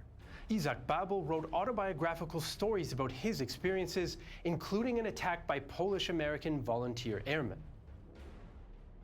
They dropped down to 300 meters and shot up first Andrushka and then Trunov. None of the shots fired by our men did the Americans any harm. So after half an hour, we were able to ride out and fetch the corpses. All Trunov's wounds were in his face, his cheeks punctured all over, his tongue ripped out. The Red Army retook Kiev on June 10th and reached Pilsudski's former headquarters at Rivne at the start of July. So the Poles had taken half of Ukraine, only to be driven back again early in the summer of 1920. With the Red Army marching west, the specter of European revolution was on the horizon, unless the desperate Poles could pull off a miracle. The Bolshevik command was now ready to launch an offensive across the entire length of the front, and Tukhachevsky announced that the revolution would advance over the corpses of White Poland. In the south, the Red Army reached Lviv after a hard-fought advance and laid siege to the town in early August. Babel recalled the aftermath and the corpses. A field of horror, strewn with mangled dead, inhuman cruelty, unimaginable wounds, crushed skulls, young, white, naked bodies flashing in the sun, lost notebooks laying about single pages, pay books, prayer books, human cadavers in the grain. But the main Red offensive came in the north in July. Here, the Bolsheviks outnumbered the Poles 160,000 to 115,000 in men and had a crucial 3-to-1 advantage in artillery. Red Army cavalry under General Gayagai led the advance and managed to defeat a Polish force equipped with French tanks at Grodno on the 19th. The Poles intercepted Red Army telegrams and they even reused old German trenches from the First World War, but they could not stop the Bolsheviks. During the Red Army's advance, Lithuania joined in the fighting to recover the disputed city of Vilnius from the Poles, although the Reds insisted it was theirs. By August 1st, the Red Army was just 200 kilometers from Warsaw. A week after that, Tukhachevsky's spearheads were northwest of the Polish capital, threatening it with encirclement. The series of Polish defeats plunged the country into a crisis. Pilsudski was painfully aware of the situation. This breakdown of our forces, this sinking morale was, in my view, Tukhachevsky's greatest triumph. And the Polish head of state later admitted, "I could not trust the morale of the troops or the civilians, or the leaders of either group." Pilsudski twice offered his resignation as head of state, the prime minister did resign, and a new government formed. The crisis also worsened already tense relations between Catholics and Jews. Because many associated Jews with Bolshevism, the War Ministry reduced the army to 5% Jewish soldiers and put the rest into labor battalions to dig trenches. The war also divided some urban Poles from their rural countrymen. Middle-class, urban and educated Poles mostly supported the war effort and saw it as a struggle for their nation and Christian civilization. 100,000 men, mostly students, scouts and craftsmen, volunteered for the army, and middle and upper class women volunteered in non-combat roles like nursing. Most workers' unions also supported the cause. Polish aristocrat Prince Lubomirski reflected this view in a speech. "The war which Poland is carrying on is not one of conquest, but exclusively one of defense. The Bolsheviks invaded Poland at the moment of its liberation, and we were forced to take up arms in our defense. We have only wanted to protect those regions peopled by Polish subjects, to liberate them from the oppression of Bolshevism, and to create around us friendly nations who will stand with us against the barbarism of the East." Polish peasants, on the other hand, were sometimes more hesitant, since they were less likely to feel strongly connected to the idea of Polish nationhood. Patriotic volunteer Michał Słowikowski recalled a peasant soldier scoffing at the notion of national honor. "What does honor give me when the lice are biting? Do our soldiers all have boots on their feet? And you know how many haven't got shirts? Honor my ass. If there's nothing to eat, the lice are biting, and the soldiers have no underpants. Whoever wants war is welcome to fight, but it's a farmer's job to cultivate the soil." Poland was both united and divided in the face of defeat, and Warsaw called on its British and French allies to help. The Allies sent weapons and a military commission to advise the Poles, including French officer Charles de Gaulle, but neither country was willing to enter the war. On the diplomatic front, the British and French tried to force both sides to accept the Curzon Line and get the Bolsheviks to accept Polish independence. Behind the scenes, the Bolsheviks also faced internal troubles. Commander-in-Chief Sergei Kamyanev wanted to stop at the Curzon Line, whereas War Commissar Leon Trotsky thought that the army should be able to cross the line temporarily if necessary. Lenin, however, gave orders to push past the line in mid-July. They set up a Polish Revolutionary Committee under Polish Bolshevik Felix Dzerzhinsky, the head of the Cheka secret police. The committee was crystal clear about their plans for Poland. All representatives of the Polish bourgeoisie and landowners, all who support White Poland, will be arrested and sent to concentration camps. Red leaders also differed as to what to do once they had defeated Poland. The Red Army was too weak to conquer the rest of Europe, so Tukhachevsky favored limited war aims, like a deal with Weimar Germany over a future Russian-German border. Lenin hoped that once the Red Army took Poland, simply its presence on the border with Germany, Romania, and Hungary might set off an unstoppable wave of revolution that would not require military conquest. Some of the rank and file, like Isaac Babel, were committed to revolution at all costs. We will wage war forever. Russia has thrown down the gauntlet. We will march into Europe to conquer the world. The Red Army has become a factor in world politics. Most Bolshevik leaders did at least agree that Poland's presence in Belarus and Ukraine was a strategic threat to Russia, and both ideological and military motivations caused Moscow to push past the Curzon line. So the Red Army had the Poles on the run and was at the gates of Warsaw. The coming battle would decide whether the Polish Republic would survive. As the Red Army moved into Poland, its military commanders fought amongst themselves.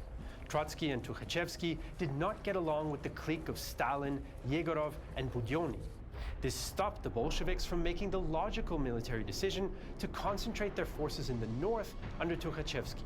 To make matters worse for the Reds, they expected the local population would support them, but instead they faced hostility from the majority of Catholics and Jews in Poland.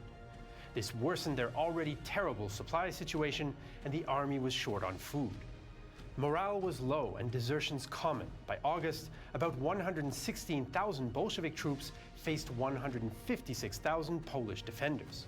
Still, Tukhachevsky launched his assault on Warsaw on August 13, 1920. He knew his forces were overextended, but gambled that the Poles would not be able to react in time.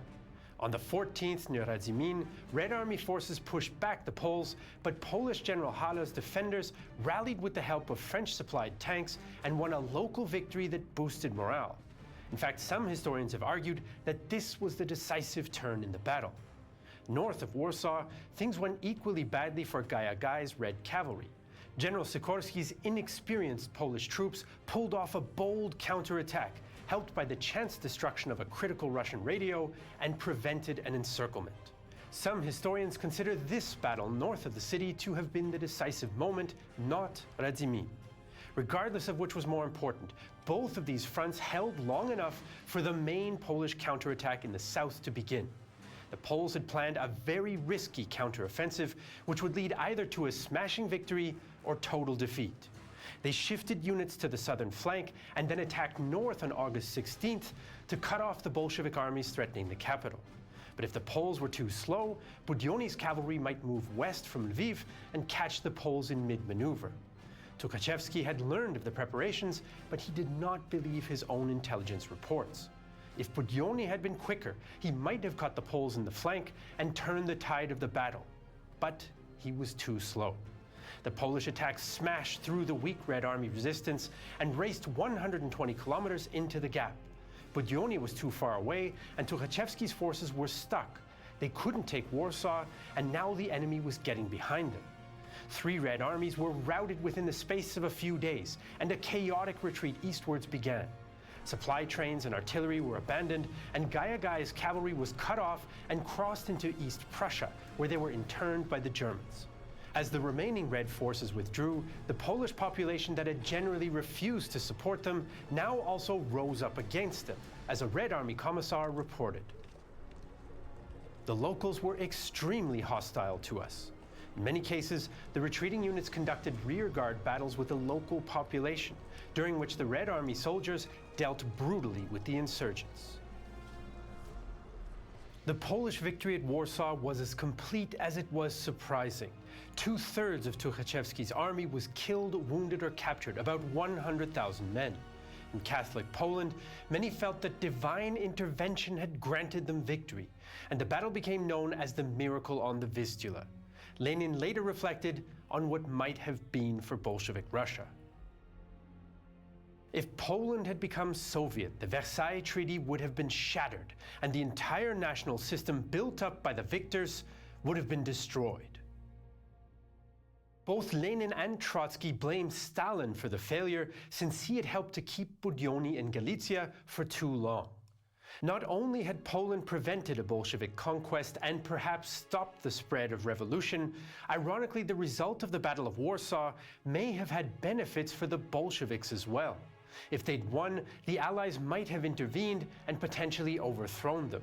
In the words of historian Laura Engelstein, Polish victory may have saved Europe from Bolshevism. It also saved Bolshevism from Europe. So by the third week of August 1920, the Poles had won a major victory. The Red Army was on the run, and armistice talks began at Minsk. But the Polish-Soviet War was not yet over. In spite of the dramatic victory at Warsaw, Poland still faced challenges. Pilsudski's Socialists and Dmowski's National Democrats still couldn't agree on the eastern border, and relations with Britain and France were still difficult. More dangerously, Poland was still at war with a larger and ultimately more powerful neighbor. As the Polish army chased the defeated Bolsheviks away from the capital, Red Army forces near Lviv belatedly moved north to help their comrades. But the Poles prepared a trap for the 1st Red Cavalry Army outside Zamość, near the village of Komarów. Once the Red Cavalry had advanced close enough to the city and engaged in fighting the Poles' superior numbers of infantry and artillery, the Poles sprung the trap and encircled the Bolsheviks on August 31st. The desperate Red Cavalry charged again and again to free itself, taking heavy losses but avoiding complete destruction. The Battle of Komarów, known as the Zamość Ring in Russian, is considered by many to have been the last great cavalry battle in history, and was the biggest since the Napoleonic Wars a century before. By September 18th, Polish forces had once again reached Rivne. Exhausted Red forces were a sight for sore eyes. For every fighting man, there are 4 non-combatants, 2 ladies, 2 chests with belongings, and even the combat soldier isn't fighting. The Russian infantrymen of the Red Army, barefoot, not only not modernized, but really the face of poor Russia, bloated, lousy, runty, and hungry peasants. These demoralized Red units also committed several pogroms against Jewish communities as they withdrew, leading to responsible officers being punished. Tuchachevsky planned to make a stand on the Niemen River with fresh reinforcements, but Polish commanders immediately launched an attack to destroy the Bolshevik Western Front. In the 3rd week of September, at the Battle of the Niemen, Polish forces pinned the Bolsheviks at Hrodno. After some early struggles, Polish cavalry crossed through Lithuanian territory, pushed Lithuanian troops aside, and cut off a key railway line. Other Polish forces captured Pinsk, and the Red Army retreated to Minsk by October 18th. Pilsudski's order of the day was triumphant. Soldiers, you have made Poland strong, confident, and free. You can be content with the fulfillment of your duty. A country which in 2 years has produced soldiers such as you can regard its future with tranquility. In early October, the Poles signed a ceasefire with the Lithuanians, but the Vilnius question was still unresolved in the eyes of Polish nationalists. The day before the ceasefire was to come into effect, Polish General Lucjan Żeligowski and his 1st Lithuanian Belarusian Division, which was made up of men from the region serving the Polish cause, crossed the border and marched on Vilnius, easily capturing the city. A strange end to the brief Polish-Lithuanian War. On the 18th, Warsaw and Moscow also agreed to a ceasefire, bringing an end to the fighting. About 200,000 Polish and more than 400,000 Bolshevik soldiers had been killed, wounded, or captured, and up to 450,000 civilians had died. Tens of thousands of prisoners of war held by both sides also died from hunger and disease. The Peace of Riga, signed in March 1921, shaped the map of Eastern Europe for the next 20 years. The new border ran east of the Curzon line and left the fate of disputed East Galicia and Vilnius to Poland. Both formally became parts of the Polish Republic within a few years. The treaty also meant the end of Ukrainian and Belarusian hopes for independence, as Poland and Russia recognized the Russian-controlled Soviet republics. Poland now included 1.5 million more Poles, but also 6 million more Ukrainians, Belarusians, and Jews. And 2 million Poles remained on the Bolshevik side of the border. Pilsudski considered the Peace of Riga a failure, as he admitted in 1925. You will not be able to keep this Poland. The storm that is coming is too strong. Today's Poland can only live in a special golden age. I have wasted my life. I wasn't able to create a federation that the world would respect. But in 1921, flush with a hard-won victory in a war of national survival, few Poles could imagine the uncertain future that lay ahead. Not even 20 years later, Poland was ravaged by war once again during the Second World War, and in 1944, Georgy Zhukov once again moved through the country, this time as Soviet Marshal and leading the First Belarusian Front towards the Oder River with the ultimate goal of taking Berlin. The battle for the capital of the Third Reich was the dramatic climax of the Eastern Front and saw millions of soldiers clash. We produced a 4.5-hour documentary series about this important battle called 16 Days in Berlin, a detailed and uncompromising look that we couldn't upload to YouTube because it would immediately be demonetized or worse. Instead, you can watch 16 Days in Berlin on Nebula, a streaming platform that we're building together with other creators. Nebula is a great place where you can enjoy exclusive content like 16 Days in Berlin or the Modern Conflict series from Real Life Lore, where you can learn about more recent military conflicts like the 2014 Russian invasion of Crimea. Signing up for Nebula supports us directly, and your subscription includes so much more than just exclusive videos. You get all our videos ad-free and earlier than on YouTube, and now you also get access to Nebula classes, where you can learn new things directly from the creators on Nebula. If you follow the link in the video description or the pinned comment below this video, you get access to all that for just $30 for an entire year, and you support our work directly. If you're watching this video on Nebula, thank you so much for the support. As usual, you can find all our sources for this video in the video description below. I'm Jesse Alexander, and this is a production of Real Time History, the only YouTube history channel that has become a factor in world politics.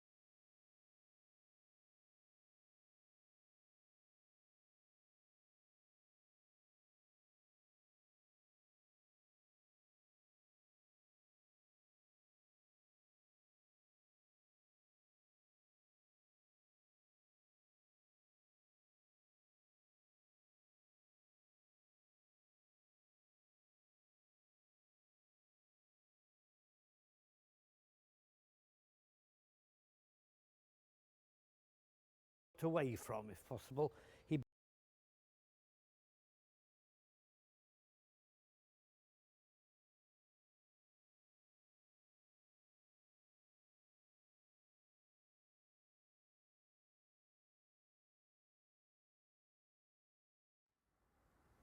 Hello, I'm David Fletcher. I'm the historian at the Tank Museum. What follows are short films about one or two exhibits which we hope you'll enjoy.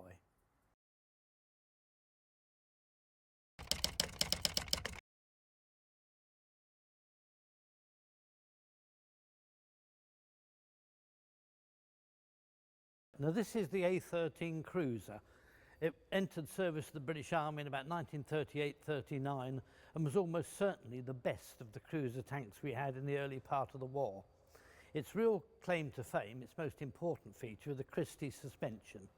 And that's characterised by large wheels, springs which you can't see because they're hidden behind the armour, and each spring works independently on a wheel. So each wheel's free to lift up and down at any speed, really, which was the secret of these tanks. They were very fast. This particular type would do about 30 miles an hour, which was pretty good for those days, really. It's powered by a Nuffield Liberty V12 engine, which had about 395 horsepower. So that really pushed it along compared with the other tanks we had at the time. Christie was an American engineer who came up with this idea of the suspension. He was one of those people, slightly awkward, who was best worked away from, if possible. He brought a sample tank over, went back to the States. The production of these tanks was then taken over by Lord Nuffield, who started a new firm in Birmingham to build tanks and aircraft. And really, he made all the difference. He came up with his own idea of what the Christie suspension was all about. He did away, for instance, with the idea Christie had of running tanks on tracks or wheels, as you could do with any of his early designs. With the Nuffield tanks, only tracks would do, nothing else. The rest of the tank mechanically is very simple. You've got the V12 in the back, driving through an ordinary gearbox, and then out to the drive sprockets, which are clutch and brake steering. Very, very simple, but quite adequate for what was there at the time. The arm was pretty thin on these tanks, I think about 11 millimeters, but it was armed with a 2-pounder 40-millimeter gun. It was probably one of the best guns available in anti-tank work at the time. Very high velocity and quite powerful. The armour of the tank has been upgraded. It's been brought up to Mark IV level, and that's with spaced armour around the turret. The original turret is underneath here, and this spaced armour was introduced with the Mark IV version of the cruiser to just to make it a bit more powerful and last a bit longer in battle. But the rest of the tank has the original thin armour on it and was easily penetrated by German anti-tank guns. The turret was power traversed. The gunner stood there and he had a rotating platform that he stood on and caused the tank to, or the turret at least, to turn around. But everything else was the old-fashioned manual thing. Elevation of the gun was done purely by shoulder control by the gunner, who had absolutely no control over it otherwise. He hadn't got any gears till they make you go up and down. He had to aim virtually by eye and by shoulder power, lifting the gun and equalising it with his knees as it went over rough ground, really. Other than that, it's really a very conventional tank of its time. Very simple, with typically British in that the armoured part of the tank is within the tracks. The rest of it, the tin plate, is on the outside, but that doesn't really matter. It's only tin and can absorb punishment and fall to bits, and nobody really cares. But altogether, probably the best tank we had in 1940.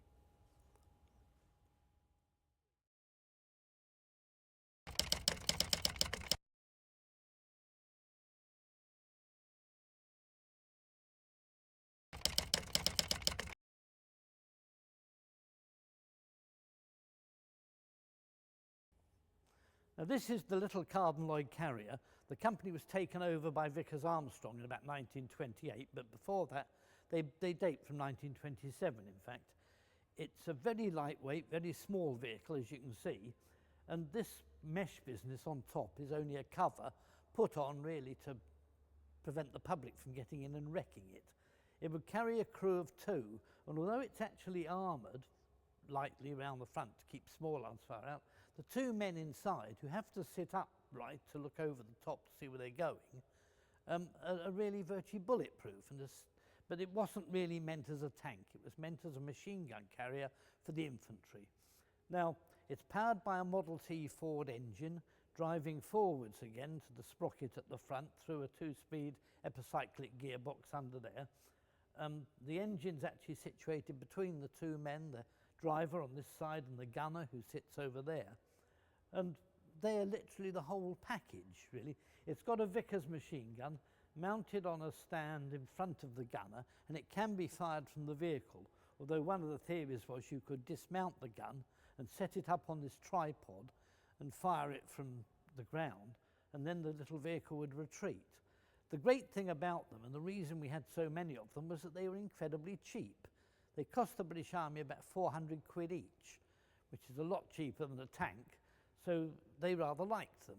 And early on, when they were doing the sort of experimental reconnaissance on Salisbury Plain, these things played the part of light tanks and were crewed by men from the Royal Tank Corps, although they'd been meant originally for the infantry. They lasted for quite a few years and had this nasty habit of falling to bits as they're going along, all the little rollers dropping off them and that sort of thing. It does have suspension, but it's very, very limited. It's only little leaf springs underneath the main girders that support the tank, so it helped it over bumpy ground. That was about all. But they weren't meant to go very fast, and they certainly weren't really bulletproof. They're not front-line vehicles. They're meant to be kept in the background. Carden and Lloyd are interesting people. Sir John Carden was actually an Irish baronet and a very clever man. Lloyd, his partner, was an ex-captain of, he'd been in the army during the war, the First World War, but he was more salesman, more the marketing man than Carden was. Carden was the engineer. And although they were really quite ingenious, they were not first-line, front-line fighting vehicles, but very interesting all the same.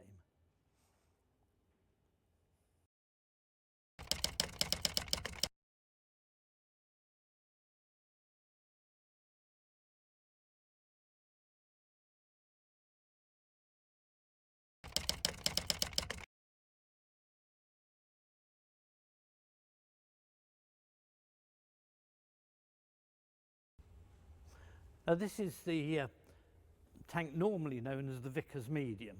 Its official title is Medium Tank Mark II, but they were known as the Vickers Medium because Vickers built most of them in the first place. It was one of the earliest of the post-war tank designs, post-First World War that is, and it was designed for a new era of tank warfare, of high mobility and firepower on the move and that kind of thing. It's not actually that mobile. It was the suspension's very crude. It consists of coil springs working inside tubes and little bogies bouncing up and down as it goes over rough country.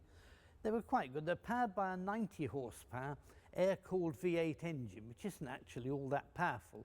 And the engine is said to have used a lot of the effort it generated in trying to cool itself down, because air-cooled engines under armour tend to get fairly hot. Now the turret is rotated by gears. The commander actually stands in the turret and the gunner turns the turret round by turning gears. He also elevates and depresses the gun by gears. And the idea was to make it easier to fire on the move. Travelling that slowly, it didn't really matter. You didn't need shoulder control like you did in the Second World War. The gun's a 47mm weapon, known as the 3-pounder, and the whole ethos of the tank in those days was firing on the move. It was the British way. No other method would do. So down at Lulworth, you found these tanks tearing along in rows with their guns pointing out to the side, all firing at other targets that were moving at the same time and trying to teach the gunners accuracy. The suspension is all hidden underneath armour here, because in those days they covered everything with armour if they could. Though the armour itself is only paper thin, there were no real anti-tank guns around in the 1920s and 1930s. They were really armouring the tank against heavy machine gun fire and against the effect of shrapnel and shells going off and that kind of thing, so that they didn't take the real anti-tank gun into account. The tank has a crew of 5. The driver sits up here in the cab, and the rest of the crew are all more or less standing in the back. It's very, very uncomfortable. There's nowhere to sit. And the chaps working these machine guns at the side had to actually kneel down to fire them. So your knees sort of vibrated rather sort of fiercely as it was going along. But they learned to put up with that in those days. The only door, the only access really is at the back. There's a full height door you can get in and out of, with fuel tanks there as well. But it's a very, very basic tank. But they lasted the British Army for nearly 20 years. From about 1920 almost to 1940. Some were still being used as training tanks in the early part of the Second World War, and even in the Western Desert in limited numbers. But otherwise very simple. Return rollers here supported by a rail, and the tracks are very crude casting with cutouts in them. But nothing very special otherwise, just the fact that it was early and very significant to the British Army in its day.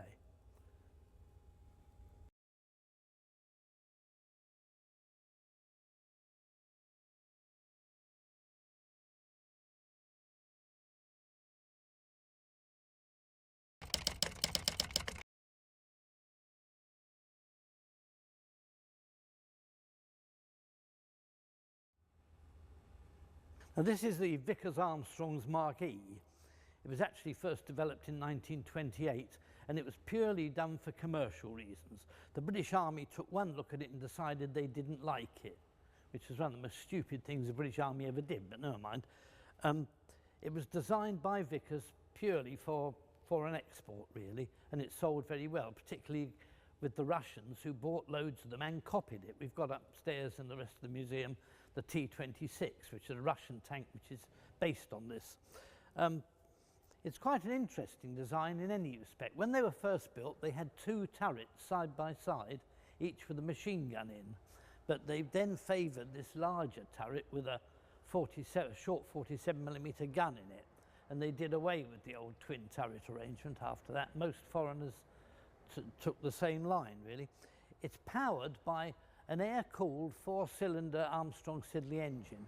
It's actually half the V8 engine that was originally in the Vickers Medium, rated about 80 horsepower. It's in the back of the tank and lying on its side, and it actually drives through to the front.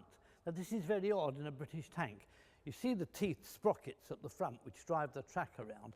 They're quite, well, they're natural to all tanks, but on British tanks, apart from the very lightest tanks, you very rarely found front drive like this. So it means that the gearbox and the steering system's all in the front of the tank, with the engine in the back and, say, lying very oddly on its side. It meant that the tank actually handled perfectly well. It didn't make any difference, but in Britain we've always favoured the rear drive position. The suspension is rather complex, really. It consists of a bogie, which is the whole thing, mounted on a tube which runs across the floor of the tank. So the whole thing is free to move up and down. But in the bogie itself, each half has leaf springs which work against the movement of the bogie and independently work those four wheels there. And you've got the same thing at the back, the same sort of idea with the tube running across, the same on both sides. So it made a very good flexible system, but again it was that really, the suspension, which the British Army didn't like and wouldn't accept for themselves. A lot of these tanks were built and exported all around the world. Even the Americans tested one. They didn't actually buy it, but they tested it, which was the nearest we ever got to selling them a tank. And generally speaking, it was very popular. It was reasonably cheap. The only trouble with it is Vickers spent far too long with the same design. They kept it in their catalogue for 10 years or more, and it was getting a bit long in the tooth when they finally decided to give it up. By then the Second World War had broken out and there wasn't any need anyway. This particular tank is interesting. It was built actually for Thailand originally, but it was built on a slightly modified hull, which was one Vickers had designed for their Mark F, which was the next model in line. They were built in the early part of the Second World War, and the turret, this big 47mm gun turret, was moved over a bit more to the right to make it give a bit more space inside. Now these tanks, there were still some of them left in Britain when war broke out, and they were therefore taken into service for the British Army, painted green and sent out for training. They weren't actually used in combat at all, but at least that's the reason we've still got it, in fact, that it's got that use it's the only ones ever used by the British Army. A crew of 4 normally, driver, commander, gunner and loader in the turret, but free to move about far more than you get in a more modern tank. You have to sit in your place and stay there. There's hardly anywhere to sit in any of these tanks, but still almost certainly one of the best designs ever produced in Great Britain in its day.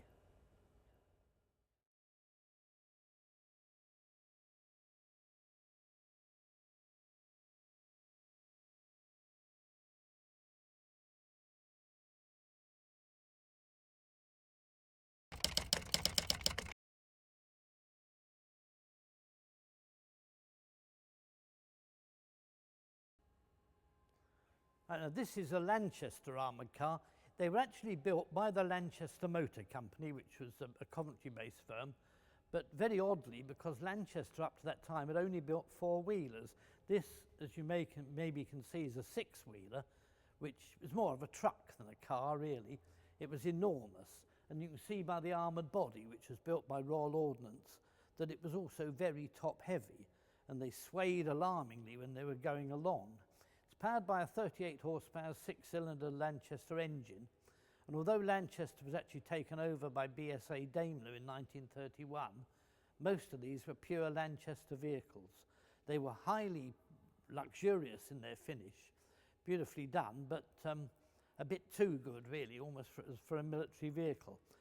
It's got some interesting features. These boards here actually come off. You can detach them and they become ramps to get you over ditches and that kind of thing.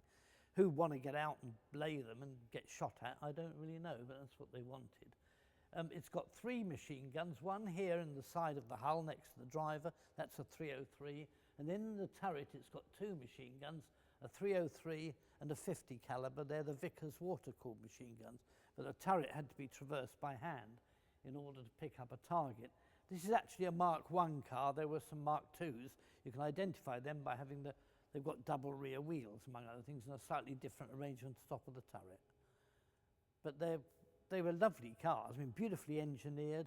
The engine is inside here, and it's at a slight angle to give a better view for the driver, although his view of the road is not actually that good. It's not 6x6, it's 4 wheels driven at the back and 2 undriven at the front, so it's what we call a 6x4. 6 wheels, 4 driven. The back's got a War Department double-acting rear bogie to get it over rough ground. But the trouble with these cars is they were literally too big for the work they were called on to do. 12th Lancers took some out to the Saar, which was the sort of land area between Germany and France. But otherwise, these cars had virtually vanished by the time of the Second World War, apart from a few sent out to Malaya and used by the Argyll and Sutherland Highlanders, which of course you might just as well have thrown them away because they all fell into Japanese hands in the end. And that's really the story of these cars. All these interwar vehicles, they make a vast impression in their time, but they don't serve any useful purpose. And by the end of the period, they're gone. So by the Second World War, you hardly ever saw them again, apart from 1 or 2 used for royal escorts and that kind of thing.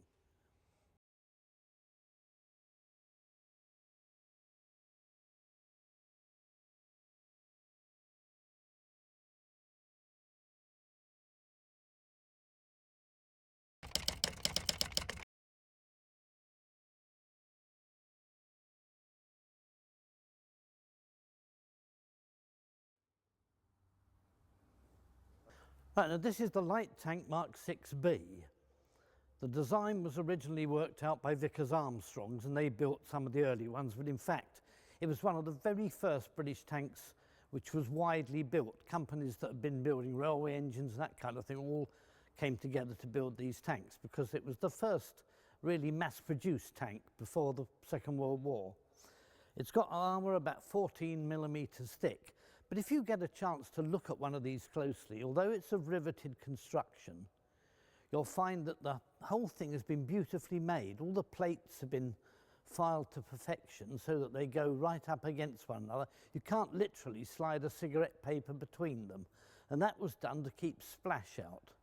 Splash had been the big problem in the First World War when plates weren't really made that well and didn't fit together properly. You used to get liquid lead from bullets splashing in and sort of hurting people's faces. So they didn't want that, and to cut it down, they made the armour as perfectly as possible. Slows down production, of course, and messes the tank up, but makes